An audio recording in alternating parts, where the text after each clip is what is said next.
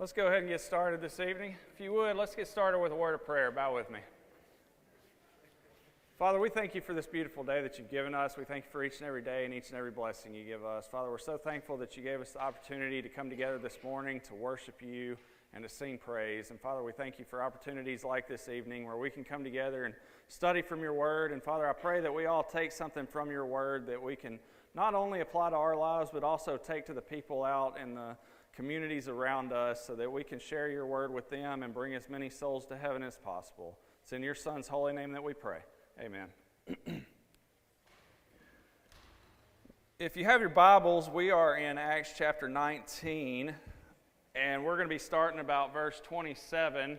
And I think Jerry left off, and where Jerry left off last week, Paul is about to find himself in the middle of a riot.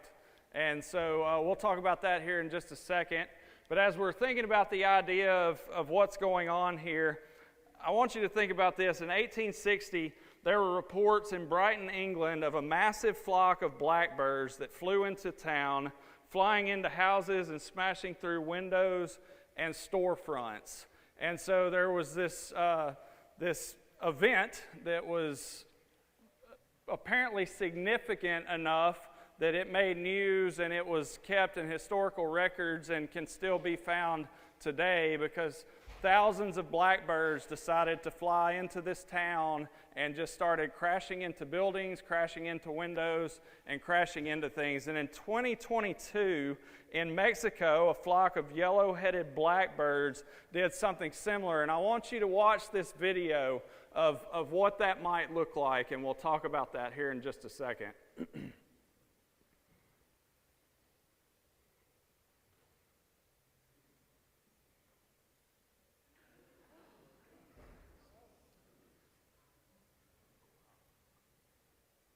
Pretty impressive video, isn't it? So these blackbirds all just come in one big swarm, and what happens is they basically are following the lead of a lead bird.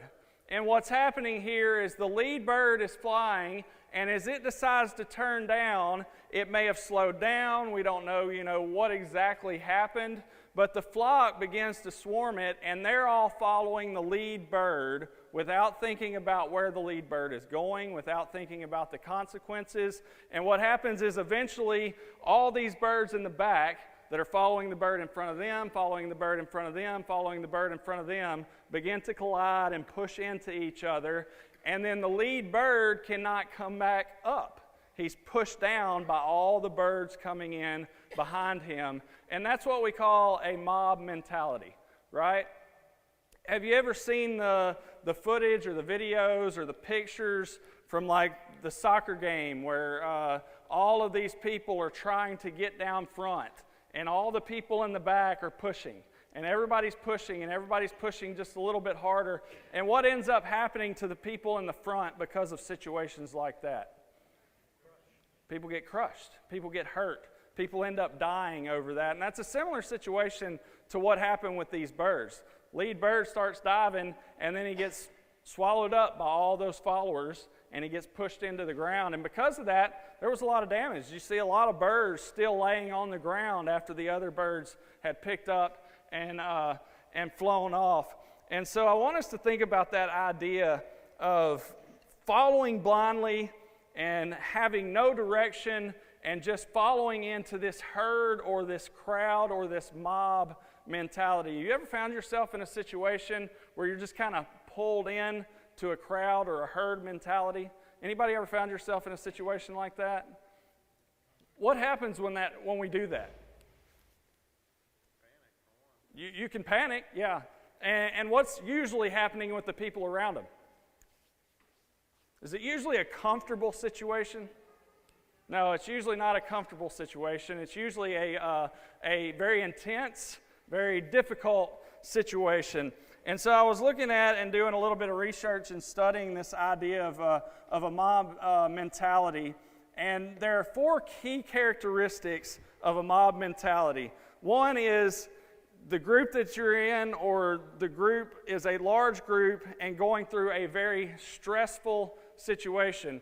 And I want you to think about these as we read through these next few verses as to what's happening with Paul and what's happening with the group of people that's surrounding him. So the first of these characteristics of a mob mentality is the group is going through a very stressful situation. The second is group leadership is intimidating and overbearing. And a lot of times in this mob mentality, you have a select few that are really pushing for something hard, and they're being very intimidating and overbearing with the way they're pushing this information out.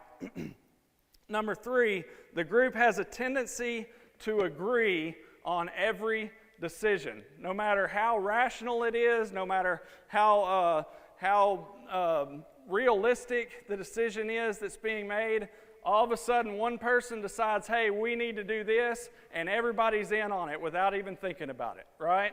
And then number 4, there's no predetermined process for decision making. Can that get us in trouble? When there's not a predetermined process for your decision making, can that get us in trouble?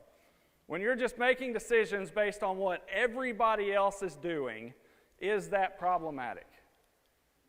And so that's what we see going on here in Acts chapter 9. And I want us to pick up in verse 27. And I want us to see the situation that Paul's found himself in and his associates have found themselves in. And this mob mentality that they're surrounded by is about to break out literally into basically a riot.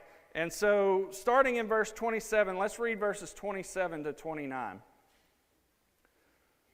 So not only is this trade of ours in danger of falling into disrepute, but also the temple of the great goddess Diana may be despised and her magnificence destroyed, whom all Asia and the world worship. Now when they heard this, they were full of wrath and cried out, saying, Great is Diana of the Ephesians. So the whole city was filled with confusion, and rushed into the theater with one accord, having seized Gaius and Aristarchus and Macedonians, Aristarchus, Macedonians, Paul's travel companions. And so again, we see Paul in trouble here. And one thing I want us to think about this, and this is one thing that through this study, and Jerry and I were talking about this earlier today at lunch, through this study, this thing has really popped out at me more this time for whatever reason than it has in the past. But it seems like every city Paul comes into, he has basically the same results happening over and over again, right? He starts finding conflict with two groups of people. Who's the first group of people that Paul usually finds conflict with? Jews. And why is it always the Jews first on that note? Because that's where he goes first, right? We studied that a few chapters back. The first thing Paul does when he goes into a city is where? He goes into the synagogue, right? And so he starts talking to the Jews first. And so that's his first group of people that he usually has conflict with. And what's the second group? It's usually a group of idol worshipers, right? It's a group that's worshiping this god or that god or whatever else. And on that note, what is usually the problem with what Paul is saying or what Paul is teaching as far as these idol worshipers go? We know what his conflict is with the Jews, right? Let's go there first. What is Paul's conflict with the Jews in every city he goes into? What are they looking for?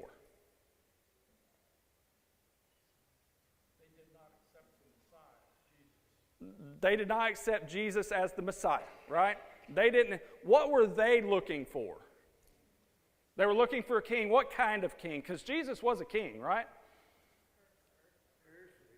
They were looking for an earthly king and more so a warrior type king. They were looking for another David type king that would come in and lead them into victory over all of the world powers and set them up as the dominant world power, right?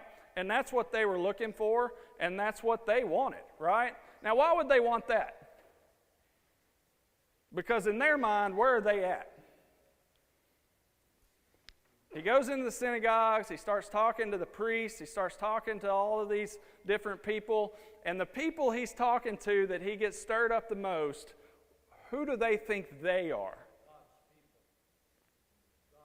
They think they are God's people, and they think they're at the top rung, right? They think, oh, when this Messiah comes, man, I'm going to be living fat. I'm going to be living on the very highest point, right?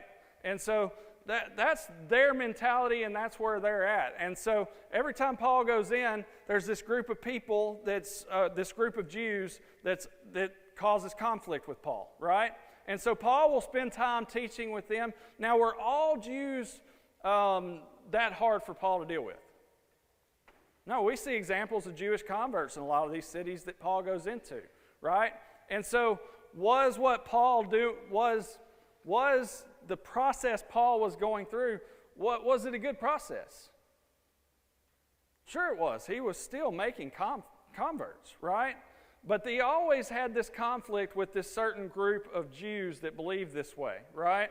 And then he had a conflict usually with these group of idol worshipers. Now, we've looked at a couple of different groups of idol worshipers leading up to this, and there's another theme that seems to be going hand in hand with people that are getting stirred up when Paul starts talking about one God and it's not the God that they're worshiping. What is usually the problem? It's the same problem that's happening here. I'll give you a hint. Go back and look at verse 27 in that very first sentence, very first few words.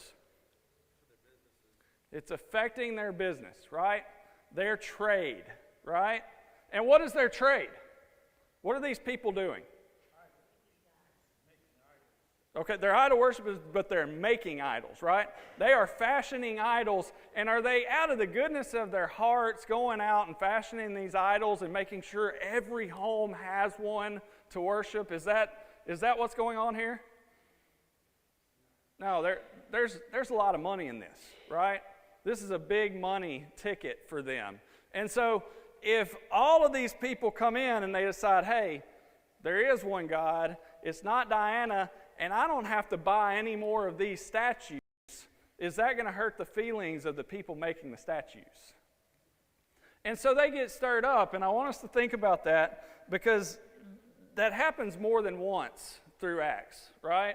These people, when Paul starts talking to them, and they start thinking, hey, if he converts too many of these, man, my business is going to go south, right? And so it gets in their pocketbook.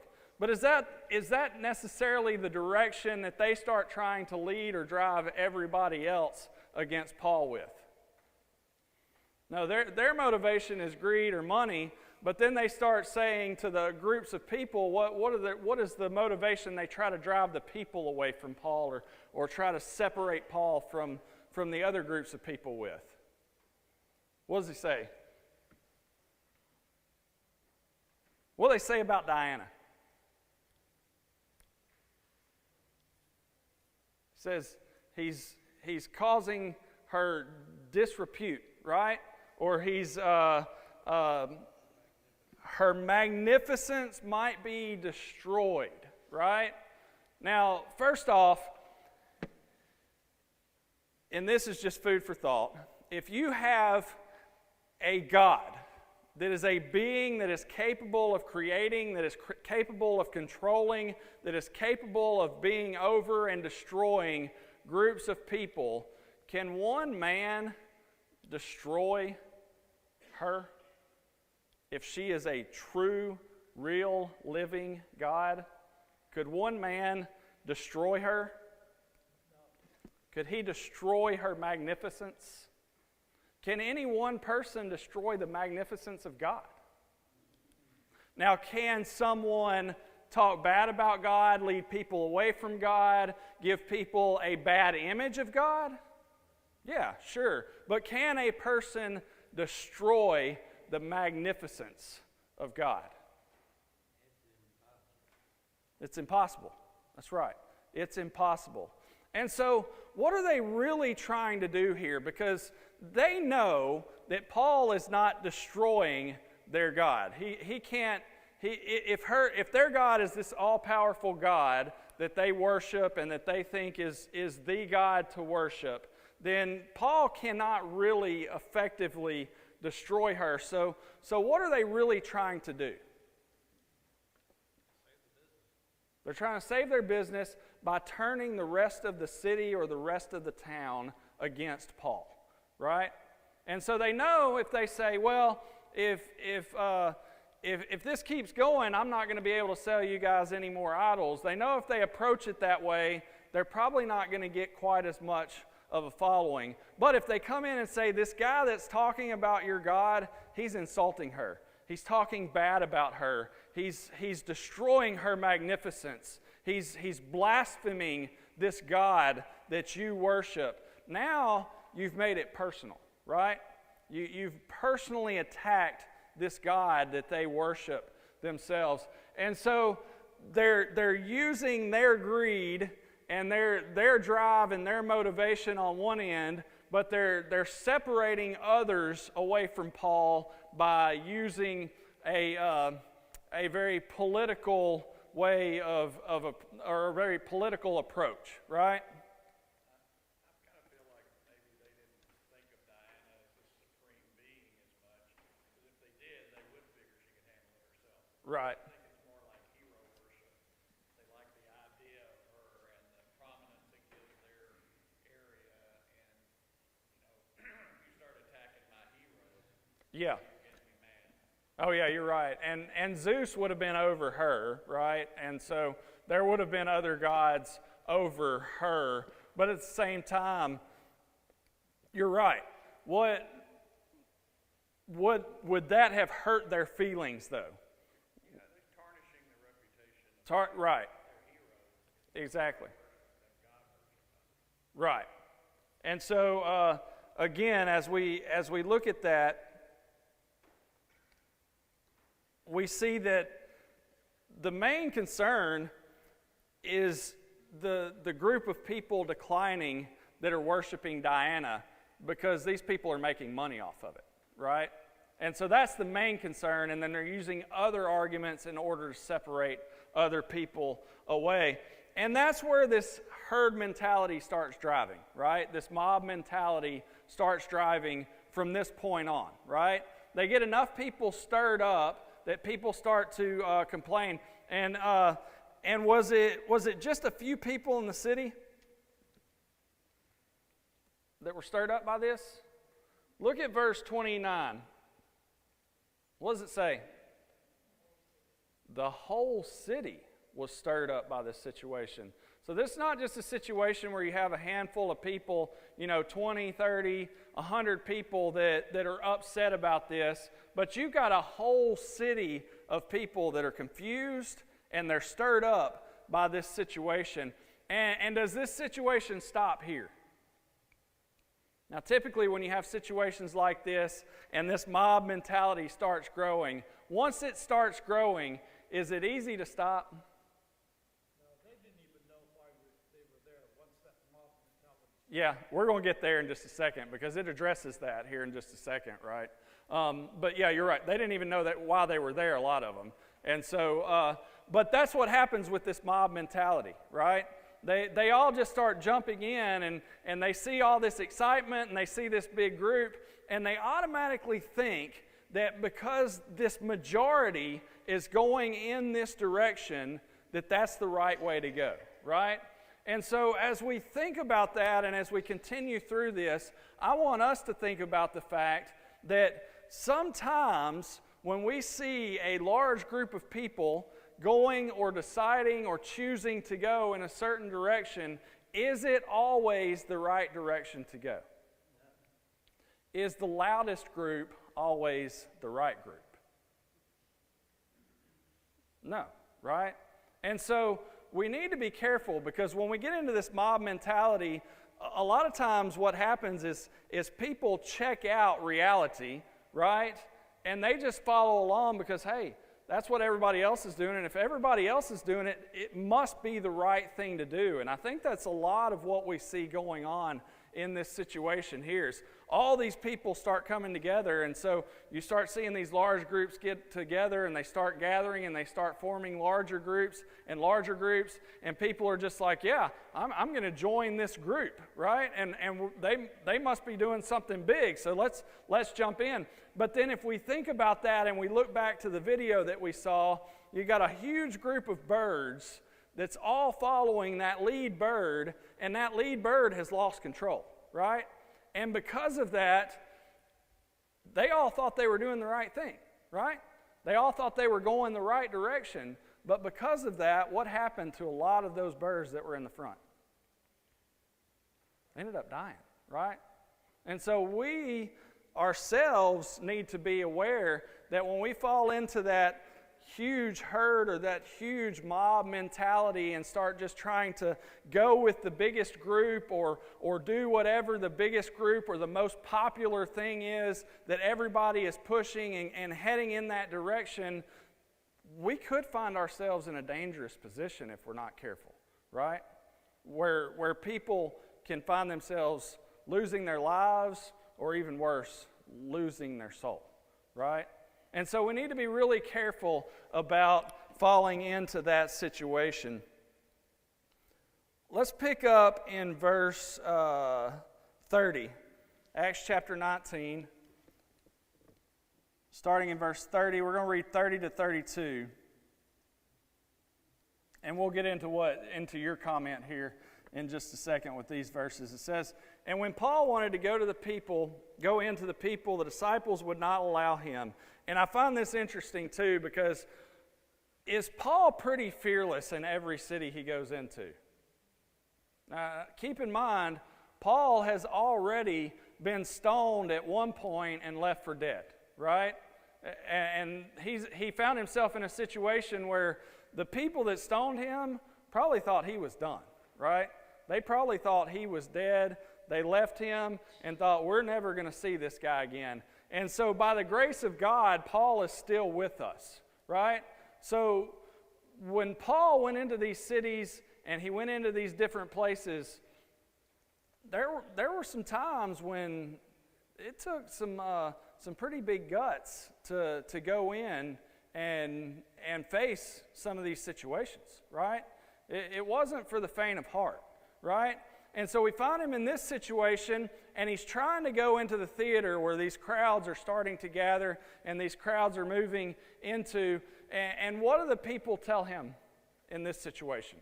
And it's different from most of the situations we see Paul, because typically we see Paul, and what does he do? He walks right in and he starts speaking, right? He'll walk right into the synagogue and he'll start talking, right? He'll walk right into some of these other theaters that are around these areas, which were very popular at the time, and he takes that platform and he goes with it, right? Regardless of the mentality of the crowds. And so, was he a pretty brazen, pretty brave guy? But in this situation, what do we see? He was a man of courage. He knew his God, and he knew God would take care of him. That's right. He was a man of courage. He knew his God, and he knew God would take care of him. And that's right. And in every situation, he's ready to go. And he's ready to go here too, but what happens? He's stopped by the group of people that he's with. It says he wanted to go to the people, but the disciples would not allow him. They stopped him from going in. Now, does that tell you what level of danger this situation has risen to? Because again, the disciples have been with him on other trips and been in some of these tight spots before, and what do we see Paul doing? We see him going in, right? But in this situation, they stop him from going in, which tells us that we're at a very difficult point, right? We're at a point where the crowd is really angry and probably getting very out of control. And so picking up in 31, it says, "Then some of the officials of Asia, who were his friends, sent to him pleading that he would not venture into the theater. Some therefore cried one thing and some another, for the assembly was confused, and most of them did not know why they had come together. Right? And I see some of you laughing, and that's kind of how I feel about it too. Like, you've got this big group of people, you got a small group of people that have really been rubbed the wrong way by Paul, and they've started driving a little bit larger group of people to push against Paul, and this little group of people has turned into this huge mob of people that has found their way into this large theater, right? And you've got this large group, and how do we know this is a mob mentality? Because at the end of that verse, what does it say? They didn't even know why they were there. They had no idea. Well, how does somebody end up in a situation like that? Well, I can tell you how. People start walking down the streets. They start hearing this large group of people, and we'll talk about what they were hearing here in just a second. But they start hearing this large group of people, and they start hearing the commotion in the streets. And what's the natural thing? Not the best thing, not the smartest thing always to do, but what's the natural thing to do when you step out the door of your house and you see a big group of people headed in one direction? Yeah, well, I wonder what these guys are doing. Let's go check this out, right? And so they get up and they go check it out. I'll share this, and I found myself in a very difficult situation when I was 16 years old. My parents, we lived in South Mississippi, in Macomb, Mississippi. We were about an hour north of New Orleans. And sometimes on the weekends, especially we had visitors or friends that came in from out of state or whatever, we would drive down to New Orleans and we would go see some of the sights during the day and things like that. And we had been to Planet Hollywood to eat lunch. And we had just finished lunch, and we were all just kind of sitting around talking, and we gotten up and paid our checks, and we look out the door and we start seeing groups of people headed down the street. We're like, oh, there must be something exciting going on, right? And so we do what most people do, and we head out the door and we follow the group of people that's headed down the door, and there's people chattering. Nobody knows where they're going. Nobody knows what's there. It's the people in front of us are saying the same things we're saying. Well, I don't know what's going on, but there must be something going on. There's all these people headed this way. Well, we work our way down to the river, and we go up on this little levee area, and there's a bunch of rocks down at the base of the levee area, and we're trying to figure out what's going on, and me and my brother and one of my good friends in high school, we kind of push our way through the crowd and start looking. There's a dead body laying in the river on the rocks, and this huge crowd of people is just coming together all to look and see this dead person that has drowned in the river. Now, nobody knew what they were going to see, and my parents especially didn't know where we were headed, because they wouldn't have been like, yeah, go check out the dead body down at the river, you know? That's not something you do, right? But why did we go? Man, because everybody was headed that way. And that's kind of the thought I had in my mind as I'm thinking about these groups of people. They're gathering together, they're all headed down to the theater, and they start looking out their windows of their houses, and they start looking out the door, and they see these groups of people, and what do? Oh, there must be something big going on, right?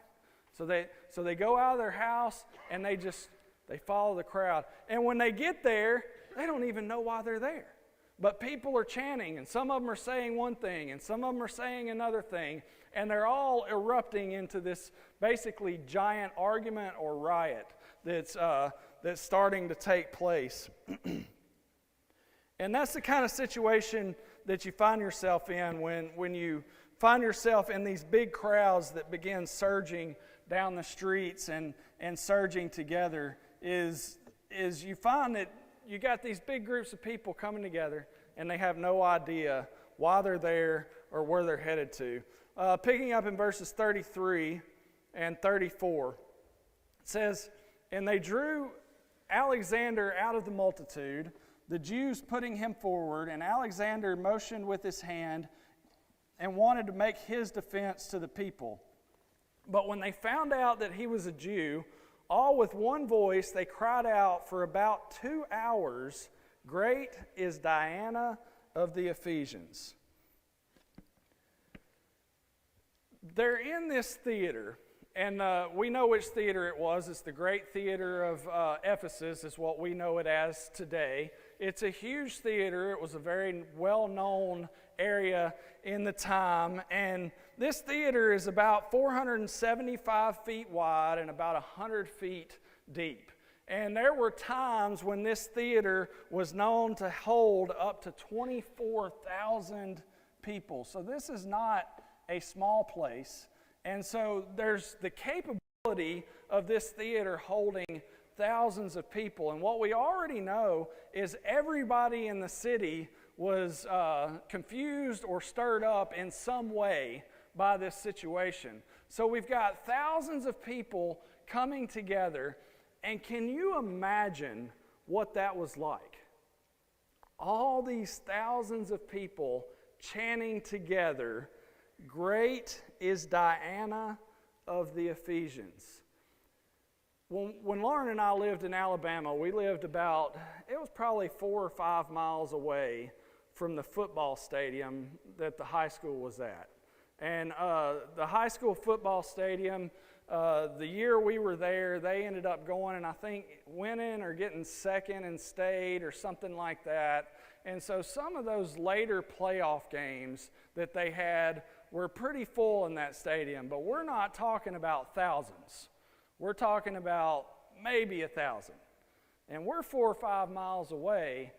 And every time somebody scores, we can hear it at our house. Just the crowd erupting.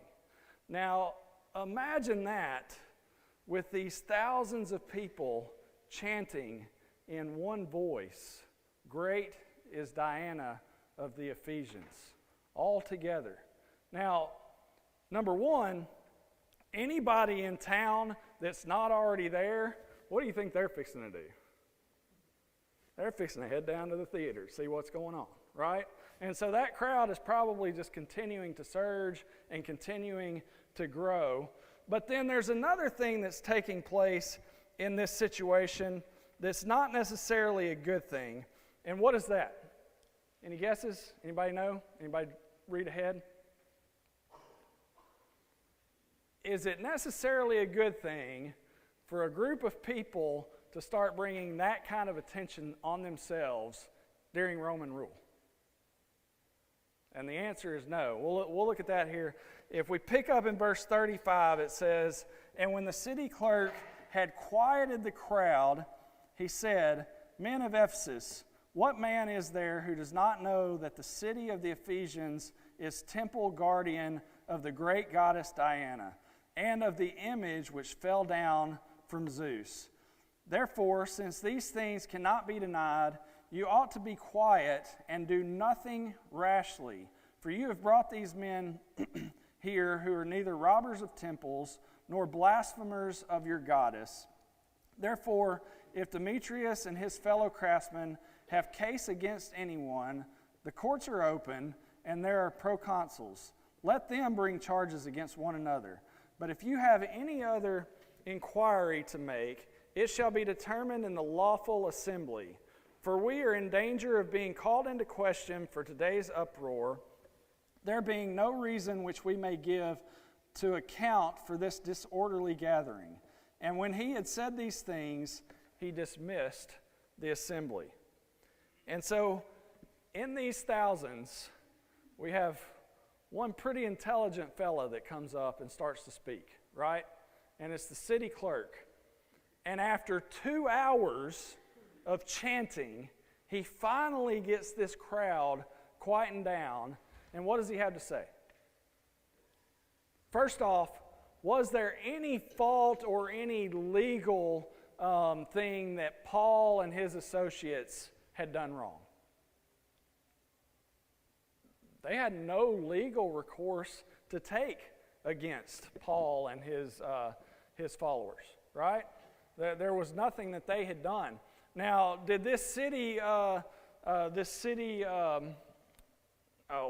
they call him? City clerk. Did this city clerk, did he realize that? You see, this whole big crowd, this whole big mob mentality had come together without much rational thought, right? One thing I want us to think about as we think about this as well is, thousands can come together and create a mob mentality, but how many voices does it take to quieten it down? One, right? And I want to challenge us this evening as we're thinking about that idea, just as part of this lesson in this class, to think about being the one. When we see that mob mentality, that herd mentality that begins to grow, that begins to push in a direction, especially when it's a direction that we know God would not be in approval of, be that voice that quietens that down. Be the voice of reason in those difficult times. Now, let me ask you this. Do you think Paul could have been that voice? He could have, right? What was everybody worried about in that situation, though? A lot of the contention was against Paul, and so all of his friends, even his friends that were higher ups in that area, they were worried about it, right? And so what did they say? It says they basically begged him not to go in because they knew he was wanting to, right? They knew he was going to try to. But they begged him not to go in. Why? Because in their mind, what happens if Paul starts speaking? It's about to get even worse, right? But the voice of how many quietened down the chance of thousands? Just one, right? And so we can be that voice. And I want us to think about that as we're thinking through some of this and as we're starting to close out a little bit this evening. Number two, this is not the first time that the threat of Roman power has saved Paul, right? There's other times where we see where the situation starts to get out of hand, and what is it that saves Paul? The fact that he's a Roman citizen saves him sometimes. The fact that Rome doesn't like all this stirring up. And one thing that tells us about Paul is Paul must have been a pretty likable guy, right? Because had he not been a likable guy, who would Rome have quieted? It wouldn't have been the masses, would it? It would have been Paul, right? And so, again, think about that on that level. If we think about Paul and the way he handled things and the way he addressed things, did he do so in a way that was rational, that was acceptable, that was legal? Because they had no legal action to take against him. Did they want to take legal action against him? They would have if they could have, right? But they were willing to do anything to get rid of him, right? And so it wasn't that he was breaking the law that caused all this problem. It was that he was getting into their pocketbook, right? He was getting into their finances, and that's what really affected him. And again, we see that on multiple occasions throughout these situations. So what are some other things that we can learn from this situation? We could read in that also as that Paul loved all men, just like Christ loved all men. That's right.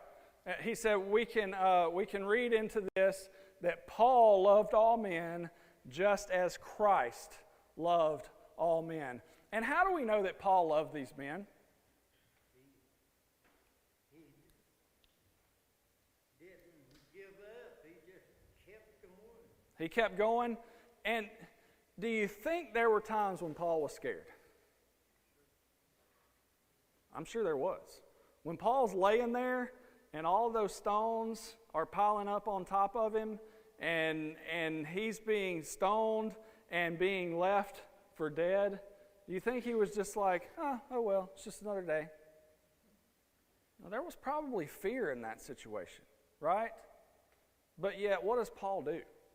He takes the stones off, he gets up, and he goes right back to doing that same thing, right? Why? Because he loved the people, just as Christ loved the people, right? Jerry? When I read this story, I can't help but think that Christianity is a logical way of life. It's a logical thought process. God has never asked us to turn off our brains. He asked us to use them. And yet, we see time and time again in the Scripture and time again in our modern day life that it's Christianity that gets this image in the world that we're illogical. That Right. we don't seem to use the brain power that God that man has. I mean, that's the idea that other people have. And yet, these people in the riot in Ephesus were literally worshiping something that was made by hands. Right. It was made by, there was no logic to it. It was foolishness. And we're told that the way of the world is foolishness. Right.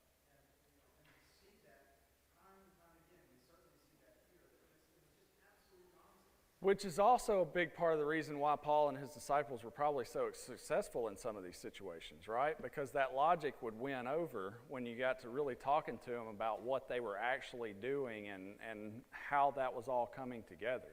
And so that's absolutely right as well, Jerry. And as we close out, I think we just got a couple of minutes.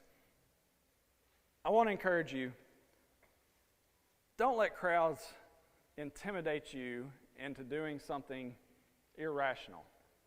And as we think about that mob mentality that surrounds Paul in this situation, that's not the only time we see that situation in Scriptures, is it?